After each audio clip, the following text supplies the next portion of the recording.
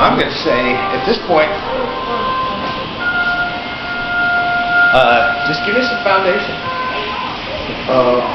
Yeah, well, speaking of the that pre-concert Ornette Coleman double quartet, we'll go back a ways, backtrack a bit. This individual, Frank Floyd, alto saxophonist, we met in Indiana. I'm trying to think where we met the first time, but there would be little groups of people that were aware of this music or wanting to be aware or interested in different towns. And I would go visit Frank in Anderson, Indiana. Okay. He had a job as a janitor, and then he would have Walt Whitman's Leaves of Grass in his spot. He'd be reading while he was pushing the broom. You know? So he was a really very, lack of a better word, very spiritual person, and when he played with so much heart. It would just make today's music reek of being academic. I mean, and that's kind of a slam at jazz education, but too, if we didn't have that, I don't know what we would have. But at this time, it was on the streets. He played in a rhythm and blues band. To be gigging. But we became close friends who would hang and listen to records and carry on. He was a big fan of Gigi Bryce. And of course Charlie Parker. This guy used to practice while laying in his bed on his back to develop stomach muscles, develop strength. I haven't heard that before. Holding his arms up. He would do that. And but whenever we played, it would just be charged with spirit, and unlike most other players. So little by little, when we both were in Fort Wayne, Indiana, started playing duets. I remember we played in the hallway at the bottom of the stairs where his girlfriend lived. Just room enough for a drum set and saxophone. Always have great acoustics, by the way. Yeah. Well, I love the this worked well, and we just struck up this musical friendship, and he brought out things that other players wouldn't, because he wasn't academic. And in some ways, he was very much self-taught.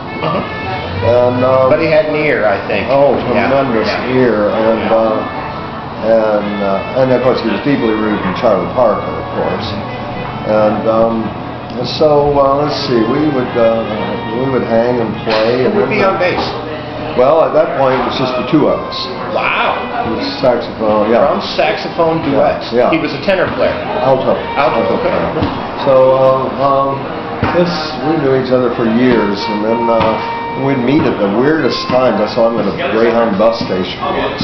Accidentally? Yeah. It was just like, whoa, who's pulling the strings on these puppets here?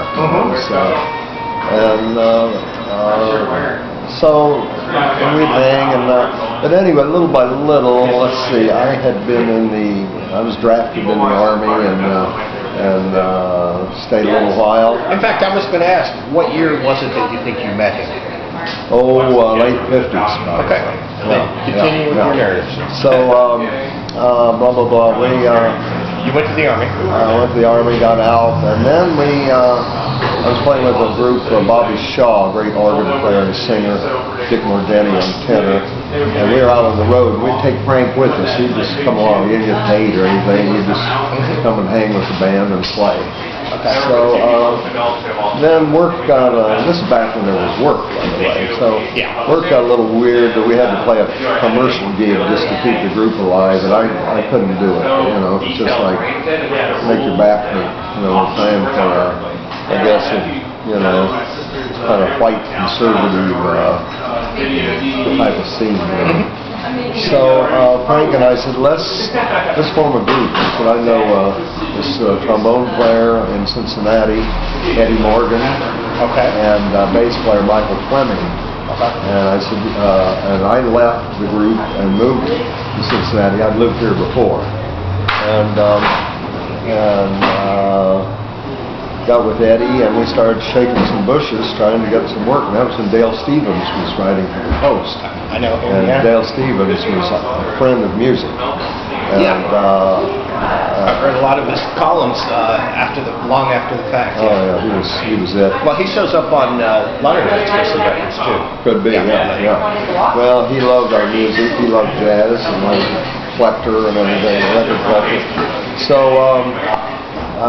he helped us get some gigs. At that time, Seven Cities Coffee House was going, and then we also had a gig at the Left Bank, which was across the street from the, what is it, the Cat Theater? Okay. So this is all coming together. So we were playing there with that group, and the group was magical. And can I jump in just Sure. a second? Because I want to say this, is that the instrumentation was drums, bass, alto saxophone, and trombone. Yeah. A quartet without a piano, which is interesting in light of the person who came to town. Yeah. Right. Yeah. So Of course, Mulligan had a pianoless group years before that, which was very successful.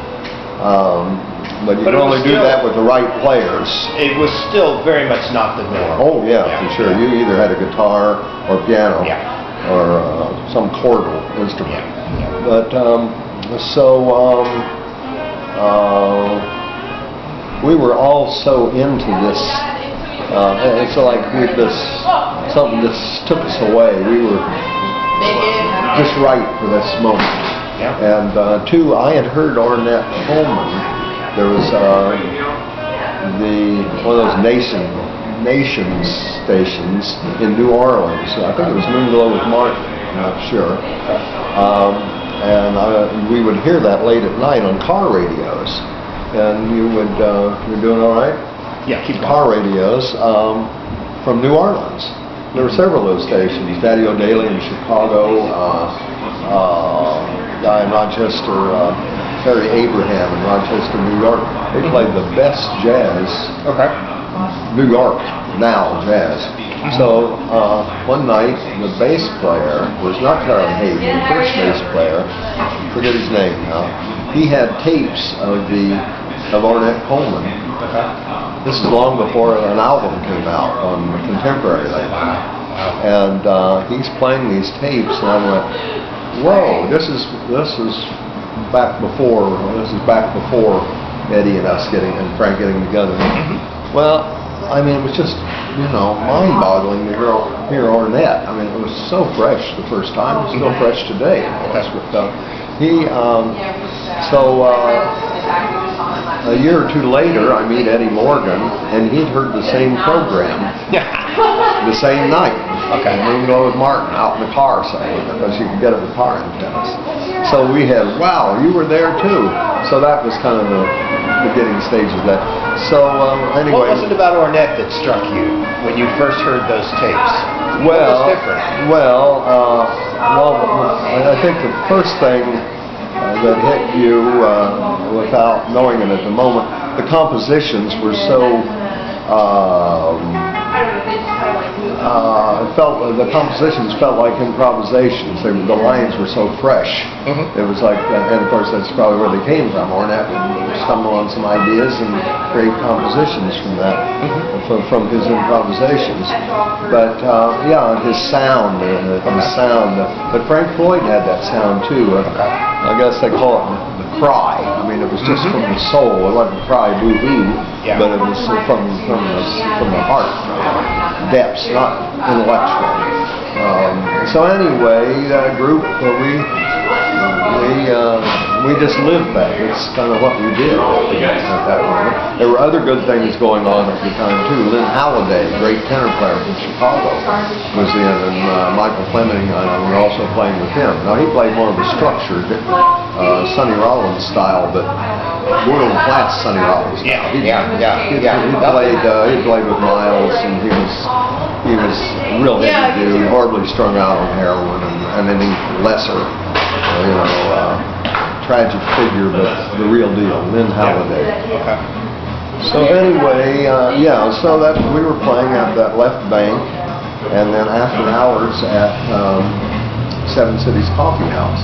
And during that same period, Dale Stevens wrote a big article on us. I'll try and get you a copy of that. I think you'd like to see that. And he would really take care of us. He said, "You guys have pictures?" And we said, "No."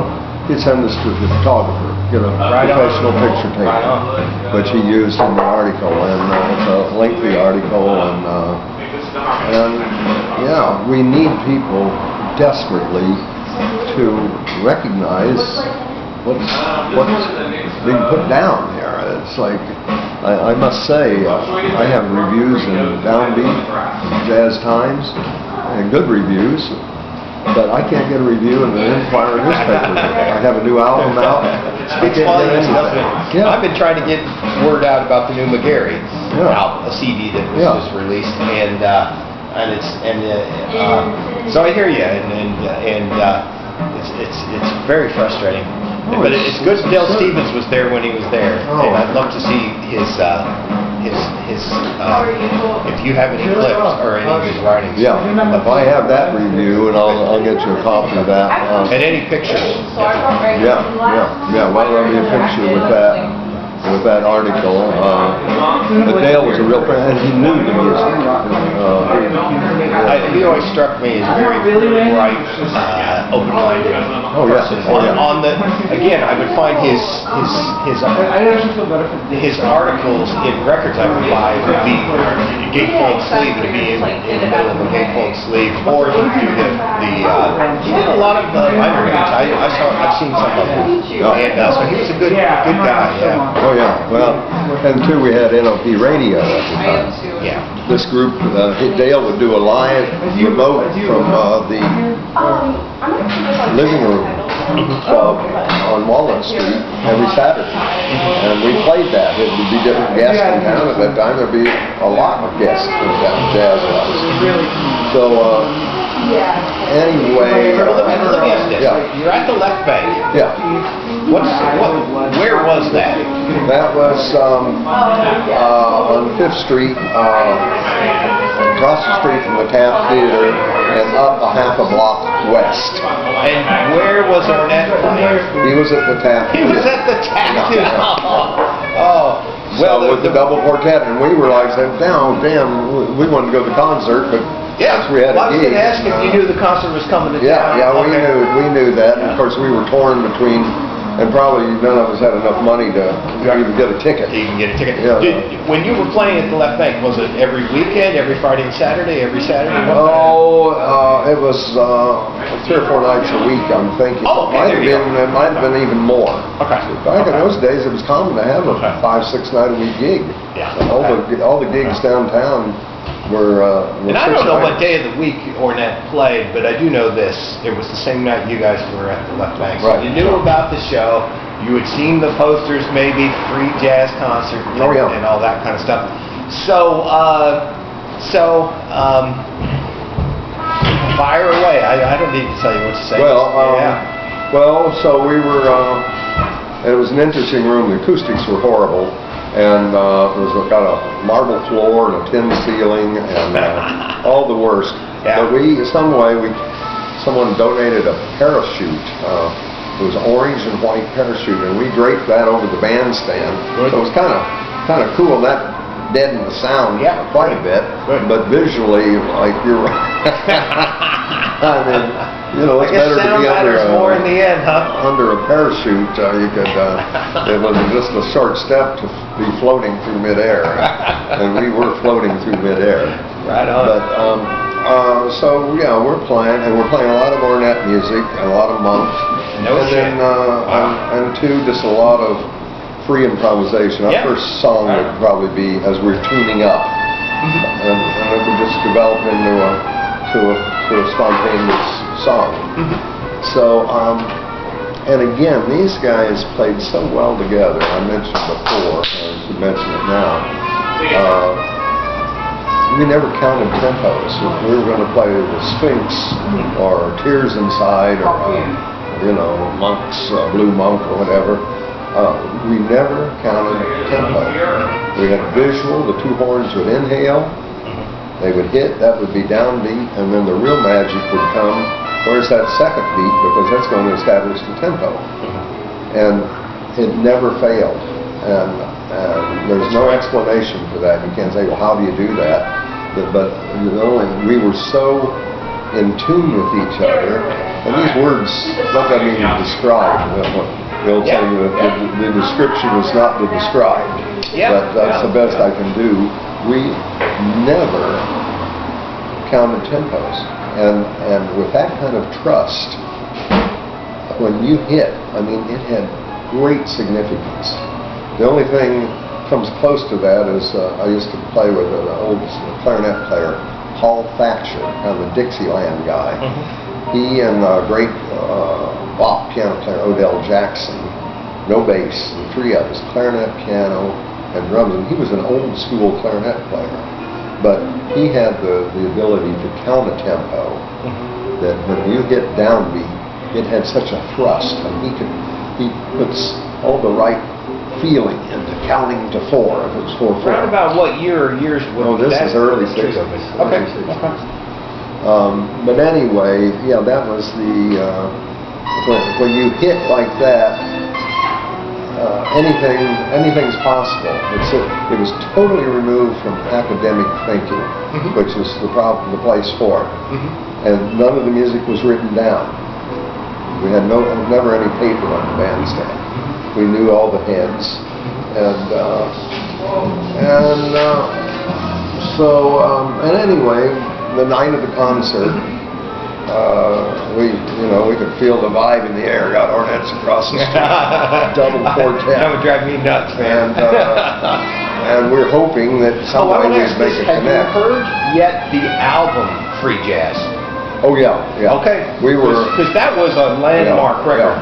The other stuff was pretty experimental, but that was really out there. Okay, so you had heard. We were right with all the Ornette's recordings. There we go. And Mingus as well. Mingus group at that time. Mingus Presents Mingus with Eric Dolphy and Ted Person and Danny Richmond. We were, that was a lot of our inspiration, as well should be.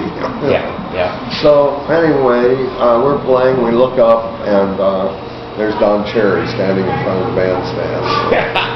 All right. I mean, I can't remember other than great, we made it, and then he left, and we said, and he came back with most of the double quartet. Wow. And we did not see Ornette, although it was said that Ornette was in the back of the... How large was the club? 100 people, 50 people? Rather small, real narrow. Okay. Real narrow.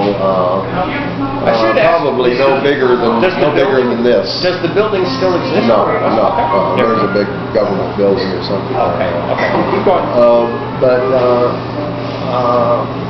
Don Cherry returned with almost everyone in the double quartet. Jimmy Garrison, I guess it was Charlie Hayden, I can't remember. Bobby Bradford, Steve Lacy, Blackwell, drums, and Charles Moffett. And wow, I mean, when we played, they brought their horns and we played, and they were impressed that what we were doing, that we were, students of theirs, so to speak, of disciples. And that was recorded, as I mentioned. Dick Schaefer recorded it, but then he would never let me have. I wanted to make copies. We're going to have to talk to Dick Schaefer. Well, we're going to have to go to heaven or hell to find him, because he passed away some time ago. Yeah. Okay. And all of his belongings were thrown in the dumpster. So. Ouch. Yeah. So that's kind of long gone, but I had heard them. Blackwell was playing drums on some of them. He didn't should have recorded the whole thing, but recorded something short of tape or something. One of those He was recording at the slowest speed possible so he could get more on, because he lost sound quality. Oh, okay. And anyway, the whole thing is lost. And then we left there and went to Seven Cities to play our after-hours set, probably from 2 to 4, 2 to 5. So Charles Moffat was part of that. I can't remember if others joined us for that or not. But yeah, that was most significant. What kind of music were you playing? Were you playing total improv, or were you playing Ben Shaw swing? Or Well, when we played Monk, we would or standards. I mean, we played. But I mean, with Ornette's group. Oh, when they sat in? Yeah. Oh, I don't remember what we played. Okay. It was probably pretty much. I'm thinking it might have just been open-ended improv. Yeah, players like that. Of course, anyone can do it, but that doesn't mean it makes sense. But, Absolutely. It has to have great continuity, and I just saw a great Bill Evans video, and he was saying, well, they were talking about freedom, and he's saying, well, he said, a baby can be crying and expressing itself, but that doesn't mean that it's art. I thought that was well put. Okay.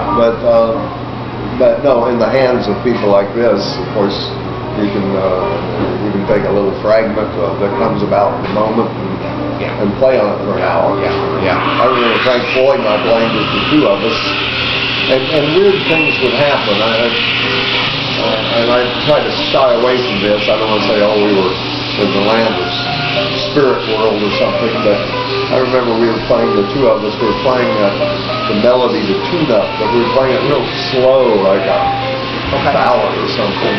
And the scene was so intense that I had tears coming in my eyes, but they were streaking back. The tears were coming down my face. They were going back to my eyes as if the strong wind was in my face. And the strong wind, we felt, was the music. It was actually so. Well, a lot of things can bring you to tears, but the tears was gravity. But this was going back from the eye. So we had a lot of those things happen, and we didn't think too much of it because we knew we were in another zone. Therefore, it's very appropriate that you were the band that was across the street from Ornette. So let me get this straight. They played at the left bank, but you said, was there more playing after that? After we also had after hours gig at a place called Seven Cities Coffee House. It was over near campus on Calhoun. And did anybody come with you for that? Charles Moffat did. Wow. I can't remember anyone else. It's all kind of vague. Yeah, sure. We were kind of getting into the late night activities. We were getting stoned. We're having a taste. Go figure. And but the Seven Cities Coffee House is on Calhoun, right where that church was on fire a while back. St. George. It was, I believe, on that street. It's torn down now. It was a basement place, after hours coffee house. It was pretty cool. And it seems as if we recorded there, but at the time you don't pay any attention to that.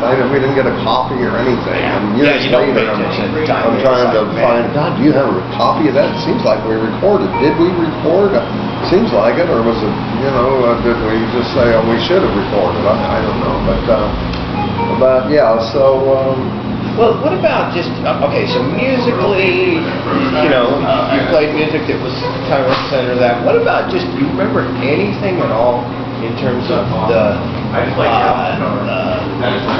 spirit of it? I mean, were the guys having fun?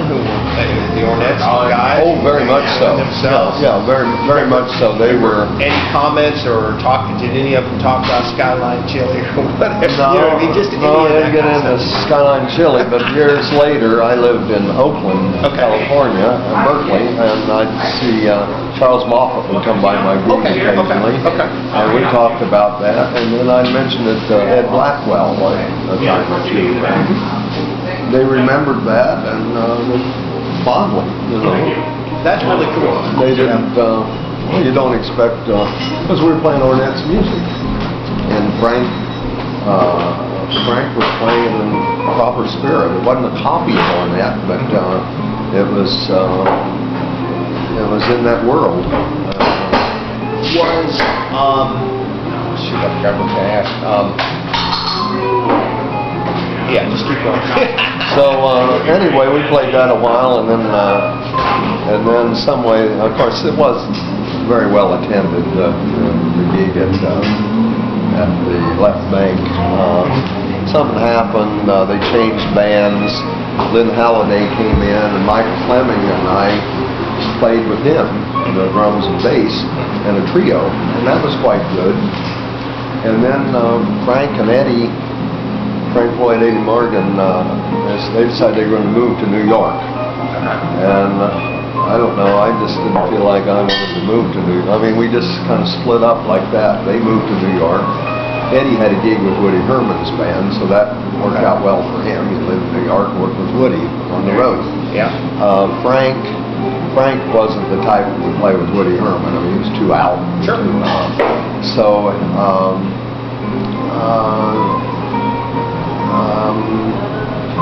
we were keeping in touch, although it was really a weird split when the band broke up. It was kind of like what must have been when Mel Lewis and Tad Jones split up. I mean, Tad just moved to Europe, and I've read interviews with Mel, and he said, well, we've never really talked about it. You know, it was like that. It was like we just broke up, but the group wasn't together. We didn't really know why. But maybe, you know, who's to say? I don't want to say it ran its course, and I missed them tremendously, you know, to this day. Think about it. And in the meantime, back to the New York aspect of it, Frank disappeared in New York, and I knew his mother. She lived in Fort Wayne, Indiana, and she was in touch with me, and I was in touch with her, and we were trying to. And he was coming home for Christmas, and by this time he was really getting out there. He wrote a letter to me and told me he was living in the bosom of Abraham. Okay. I said, wow, okay. I'm still here on Hill Street, $30 a month rent.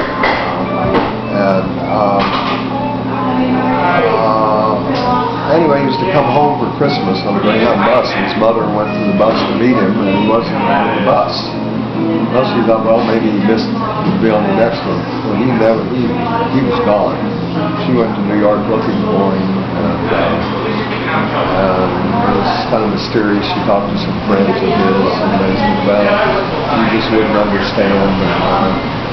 So, we don't know if he went to Tibet to meditate, or if he's still in New York, you know. So you don't have any evidence of what happened, whether or not he passed away, or whether or not he... Nothing, police records. Okay. And of course, she was just torn up by this. She was an only child, and she was great. They had a very good relationship, and I felt like family. And she let me read his letters. But no, we never. He vanished in New York. This is probably in the middle of '60s. I want to ask, just because, so I don't forget it, Right. when those guys came up on stage and played, I mean, at its largest, how large would you guess that the band was? Because there were a lot of members, and there were you guys playing with them. Well, it wasn't a double quartet plus us. The stage was quite small, so they would sit in different. Okay. Because both drummers played At the same time? No, just one at drum different set. times, okay. And then I played, so we mixed it up a lot. Okay. Wow. But there wasn't room for a lot. Okay.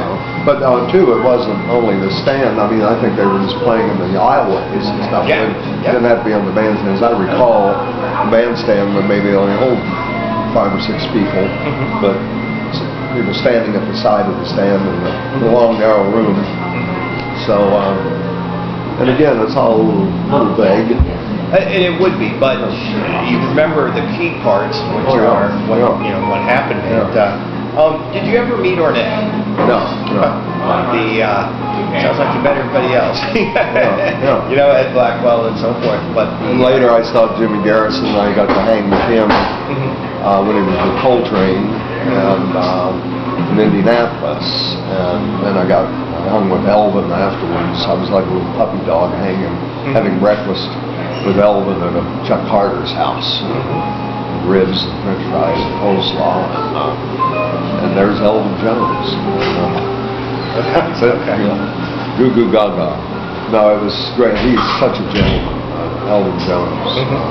Not only the baddest of drummers, he was the sweetest of a human being. A rare combination, unlike some others we've met. I'm sure some of the egos are through the roof.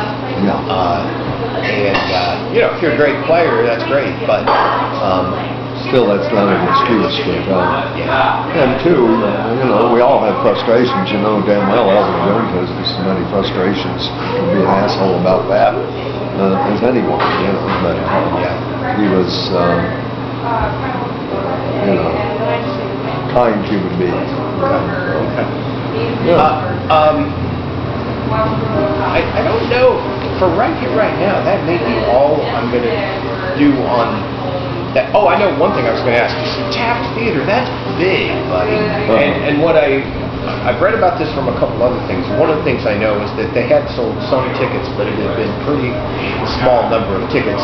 They said they had made less than $500 thus far. I don't know if tickets back then were $2 or whatever. I don't know. That just means it's been a half hour. I'll flip it over. So I guess my question becomes, again, I don't know what tickets would have cost. Would they have been $2 or whatever? Because if they made less than 500, I mean that's a big. I don't know, but tickets back in the day were quite reasonable. And first of all, Ornette in any form wouldn't fill Taft, would he? Back then? Oh, probably not. Probably not. See, even with NOP Radio being a jazz hub of the community, they would not think Miles Ornette Davis Coleman. might have filled. Oh, yeah. But Ornette probably wouldn't have. My assumption. But they had these people who were involved with the event, and their name was Encore Productions. And I just know this from reading. And Encore Productions, even before the audience rebelled because they thought the concert wasn't going to cost any money, there was a lot of friction between Ornette and his band and Encore Productions that had to do with money that they were supposed to get in advance and all that kind of stuff. And so there was already a lot of friction. And Encore Productions, I don't know a single thing, but I'm just going to ask this basic question. Did you ever hear of them? No, I wasn't aware of them at all. Of course, in some ways I wouldn't be. Although there was a promoter, Dino St. Angelo, who was my neighbor on Hill Street, and he was doing a lot of the jazz festival. It could have been him for all we know. But why in the world they thought they should bring his double quartet to Cincinnati, and it was the one place in the United States? We'll never know that. We'll never know the mindset of the people deciding to do that. But it was clearly a disaster. Definitely. And two, it needed to. They were what the old saying, an accident just waiting to happen. They call it a free jazz concert. It needed to be worded in such a way that it wasn't free admission. That was not. That was not. You got to wonder if they even put like what tickets cost on the posters. They blame it on the posters or on the ads or whatever. The one thing I can do is go find some Cincinnati Enquirers from *61 and see. They had to have an ad in the paper.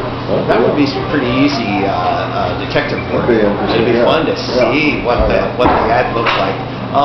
And I just thought of that now. But that may be about for right now, and I'm sure I'll have maybe a lot of follow-up questions on that. But that may be that for now. But I'm going to ask this then. You've worked with somebody that you put out. There's quite a bit of interesting records. The Eddie Sears record, that's great. And there's about that? There's some interest. I've got it. And there's some interesting that's a good projects stuff. there. And the work you did with Charlie and that quintet, that was killer, and all that kind of stuff. So there's some really interesting stuff. I got to ask. How much did you tape, and how much? I know right now you're working on a project where you're reissuing, or not reissuing, you're issuing for the first time. On CD, the live at Calder's, we recorded different guest artists. And David Young? David Young was on one track.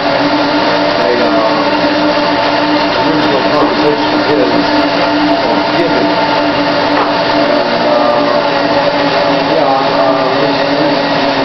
That was originally on a cassette tape. that on CD, and hopefully in the near future, it just needs to be done, and pay the band to do it. And maybe this week I'm going to be working on that. And what else is sitting in the vaults? well, I have something with James Williams, pianist, James Williams, and Lynn Seaton is a concert in Louisville for the Jazz Society. Ralph Bowen on saxophones, and myself, quartet. Those are very good recordings. I wanted to talk to James about maybe issuing that, and it puts you in an awkward spot. I mean, James is well known. You don't want to like be riding his coattails. Say, oh, why don't you put out that side that I'm on? But then again, you know, it's very good concert. So, but I was just about to get in touch with him, and he passed away. So we missed that. So I talked to his brother, sent him copies, and Cadence wanted to put it out. But there's really no money involved in this, you know. It's not like a big label. We'll give you this for the rights, and so I had to run that by his brother, and he was real impressed with the music. I sent him a CD, and I said, we want to do something with it, and Cadence will put it out. But there's really no money involved, but we'll get a lot of free CDs. You know, I mean, that's kind of the bottom line these days. Even and you people know with what? big names. You do it so that people who need to hear it, hear it. Yeah, you know? yeah. And that's what that's about. Yeah. But anyway, I may call him again. I'd like to see it come out, and I don't want it. I want to say to him, look, if you can find someone else interested in it, let's do it. But last I talked with him, it's been a year now, that he had to run it by the family. Of course, there's always going to be someone saying, oh, they're ripping us off. It's never simple. They don't understand the nature of It's not a get rich proposition, and it's not going to become a get rich proposition no matter how you work with it. But there's always somebody who thinks that if you play your cards right, you'll make $1 million. And it's like, well, you don't make $1 million in this business. But what you do is you do something good for the world by releasing something that is memorable and should be documented. So I'll get you a copy of that. I think you'd like a copy of that. It's well done. We did some difficult music. We had a little rehearsal before, and a lot of material that we were not familiar with. A lot of different Donald Brown's original compositions. And I think it went well, and everyone liked it. Lynn Seaton says, yeah, let's put that out. Well, I mean, again, we can't put it out without getting clearance from the family. And that's just been in limbo right now. After you move on to other things or take a break, take a rest, or think, what am I doing here? It's as you know, it's not easy, and then you get it out, and then what are you going to do with it? It's like, people don't even buy CDs anymore. It's a joke. I know. I'm bending over backwards to get people aware of this Jimmy McGarry CD, because I know there's interest, and it was mentioned in the Cincinnati Magazine article, and we had a woman the first day say, how do we get that CD? And I contacted her and said, call Sean McGarry. You can't get it on Amazon or anything like that. Do the local stores have it? They should have it. They don't even have it in the local stores. You have to contact Sean McGarry. It's crazy, but you do.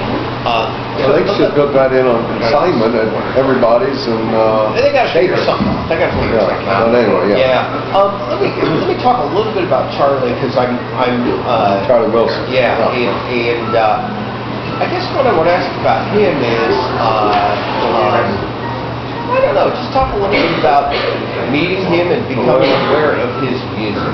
Way back before, let's see, I'm trying to think when I first encountered, he and Paul Plummer and I can't remember the bass player, we played at Bay Baker's. Okay.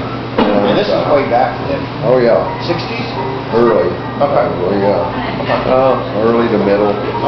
And Charlie and Paul were, they were good hookup, because Paul was very advanced harmonically, That's a really cool, yeah, that's very cool. Yeah. So we played there, but it was funny.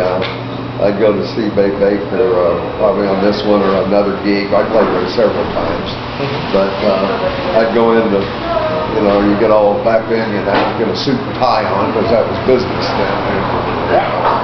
So I'd get all ready and I'd go in to talk to Babe, try to get a gig. And this is a funny story, but so I go in and there's Babe, and he's at the bar and he's got two or three fine ladies that he's, drinking with and hugging and his club and fine ladies and you go in and say, oh God, I don't want to bother him. And be all paranoid.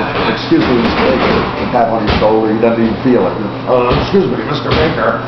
Oh, hey kid, how you doing? What good? I said, and there's women are giggling and they know I'm uptight, and this white boy scared to death talking to Dave Baker. So anyway, I said, Plummer and I got we got a new group together, and he said, all right, tell me about it. Blah, blah, blah, blah, blah, blah. And I said, I'm wondering, would you like to come in your club next opening? And he said, well, it just so happens I'm thinking about making a change. I said, really? Boy, I said, yeah, why don't you give that a try? Back in those days, you would try to, of course, the union was involved.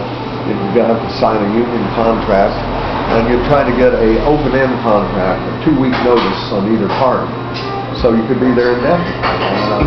And I said, well, could we do the open-end contract? How are we doing time-wise? You're great, yeah. So, and he said, yeah, kid, whatever you want to do. I said, the gig's yours. You can have it as long as you want. And I'm going, what's going on here? He says, yeah, the gig's yours. You can have it until you screw up. And you guys always screw up. And when you screw up, you're out of here. And it was so weird. I mean, he set me up, and I'm just feeling great. Feet off the ground. Yeah, and then he says, and when you fuck up, you're out of here. And all you guys fuck up. Oh, we won't fuck up. I will just remember, I can see it. Some intervention, call Charlie going out the front door. I said, 15 minutes, guys. 15 turns into 45. We all did it. It was horrible. I'm ashamed of it. And I've been guilty of it. Greenery? Yeah. And we've all been guilty of that. Yeah. And when you're supposed to have a 20-minute break, and you take a 35-minute break, and next thing I know, we lost the gig. We were out of there. How long were you there, though? Oh, several weeks, probably. Oh, there you go. Yeah. But that's a hell of a band. oh Lord, I can't remember who played bass. Probably Michael Fleming, who went on to New York with Roland Kirk. We played with Roland together. And, yeah, that was Babe Baker. Well, at that period of time with Charlie, what were your thoughts about this playing? I mean, it's a unique style. Did he already sound like he sounds now? Yeah, quite a bit. I'll tell you the truth. I don't know that I had any thoughts because we were all trying to stretch. Yeah. We were all listening to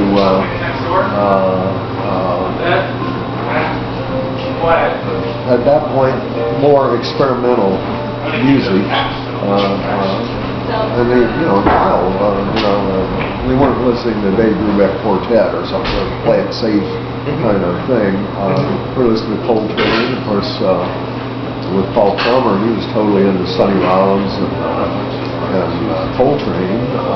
So we felt we were all stretching, and we were. Same thing I heard Bert Wilson.